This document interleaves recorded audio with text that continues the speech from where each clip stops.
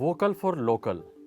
लगता है देश के वोटर ने मोदी जी की बात को कुछ ज़्यादा ही सीरियसली ले लिया है। गुजरात में बीजेपी की बम्पर जीत, हिमाचल में कांग्रेस की वापसी और दिल्ली पर अब केजरीवाल का टोटल कंट्रोल।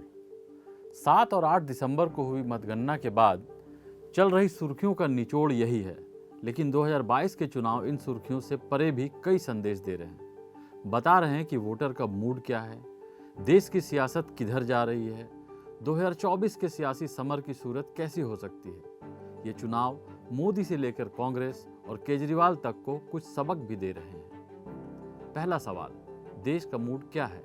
जैसा कि मैंने कहा, वोकल फॉर लोकल, और जब मैं ऐसा कह रहा हूं तो सिर्फ मुद्दों नहीं, नेताओं की भी बात कर रहा हूं। गुजरात में बीजेपी की प्रचंड जीत के पीछे मोदी फैक्टर को भी एक वजह माना जा रहा है, लेकिन याद रखिएगा, मोदी गुजरात के लिए राष्ट्रीय नेता नहीं, लोकल हैं। इस बार चुनाव प्रचार में मोदी ने खुद को पीएम नहीं, गुजरात के बेटे के तौर पर पिच किया। सामने की पार्टियों से गुजरातियों को कोई लोकल विकल्प नहीं मिला। केजरीवाल दिल्ली से गए थे, अच्छी एंट्री मारी, लेकिन कोई बड़ी ताकत बन गए हों ऐसा नहीं है। कांग्रेस में लोकल लेवल पर कौन सा चेहरा था, इस सवाल का जवाब हमें तो क्या, कांग्रेस को भी नहीं पता होगा। तो कांग्रेस की गत आप देख ही रहे हैं। हिमाचल चलिए, खुद को सबसे अनुशासित पार्टी कहने वाली बीजेपी लोकल बागियों के आगे बेबस दिखी।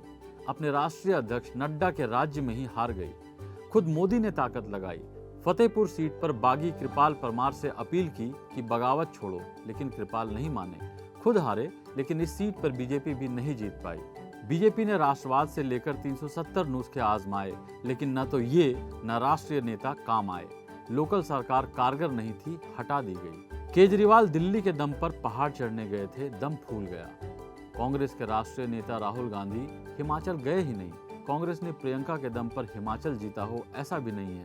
यानी हिमाचल में कांग्रेस की जीत के पीछे लोकल फैक्टर और एक्टर रहे। दिल्ली देखिए, एमसीडी में 15 साल से बैठी बीजेपी को दिल्ली ने बाहर निकाल दिया है। सत्ता की शक्तिपीठ इसी दिल्ली में है। बीजेपी नेताओं की पूरी रेंज यहाँ रहती है।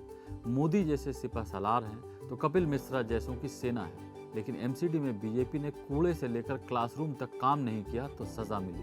तो हिमाचल से दिल्ली और गुजरात तक मोदी, नड्डा, केजरीवाल सबको संदेश दिया गया है कि सिर्फ सियासी मंचों से मनोहारी बातें करने से वोटर का मन नहीं हर पाएंगे। बीजेपी ये मानकर बैठ जाए कि मोदी है तो सब जगह मुमकिन है, सब कुछ मुमकिन है, ये नामुमकिन है। कांग्रेस ऐन चुनावों के बीच अपनी पूरी ताकत भारत जोड़ो यात्रा में लगाकर सोचे कि राहुल के बूते पार्टी की किस्मत पलट जाएगी, तो ये नहीं होगा।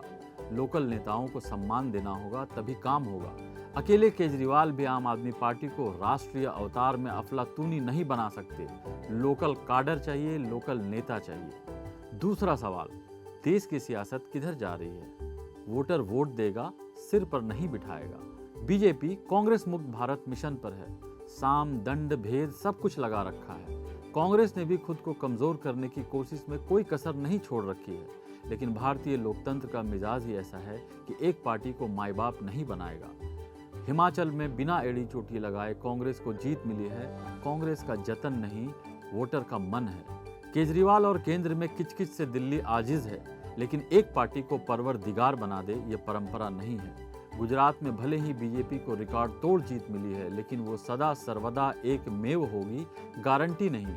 राज्य में आपकी 13% वोट के साथ एंट्री आगे की राजनीति में विकल्प का रास्ता खोले रखेगी। तीसरा सवाल, 2024 के सियासी समर की सूरत कैसी होगी? देश में अभी बीजेपी के मुकाबले कोई नहीं है। 2024 में भी यही सूरत रहने की उम्मीद है, लेकिन विपक्ष इन चुनाव से सबक ले, एकजुट हो तो बीजेपी अजेय नहीं है। एक के बाद एक राज्यों का वोटर कह रहा है विकल्प दो तो सोचेंगे। राजस्थान, कर्नाटक, महाराष्ट्र, मध्य प्रदेश, हरियाणा, छत्तीसगढ़, झारखंड, बिहार, यही संदेश था। बीजेपी ये बात समझती है। कर्नाटक और मध्य प्रदेश में उसकी पेशानियों पर पसीना यूं ही नहीं। अब अगर विपक्ष भी ये समझे और राष्ट्रीय स्तर पर विकल्प दे तो ही रास्ते खुलेंगे। फिलहाल अपने जुझारूपन के कारण केजरीवाल ने साबित किया है कि वो मोदी नहीं तो कौन का जवाब देने का मन रखते हैं। लेकिन इस वक्त और शायद 2024 में भी आम आदमी पार्टी की सीमाएं रहेंगी। बीजेपी के बुलडोजर को रोकना है तो राष्ट्रीय फुटप्रिंट रखने वाली कांग्रेस को साथ लाना होगा। ये कैसे होगा, ये विपक्ष ही जाने। लेकिन ऐसा नहीं हुआ तो 2024 में गुजरात का रिपीट टेलीकास्ट होगा। कहीं आप होगी, कहीं AIMIM होगी, तो कहीं कोई और पार्टी।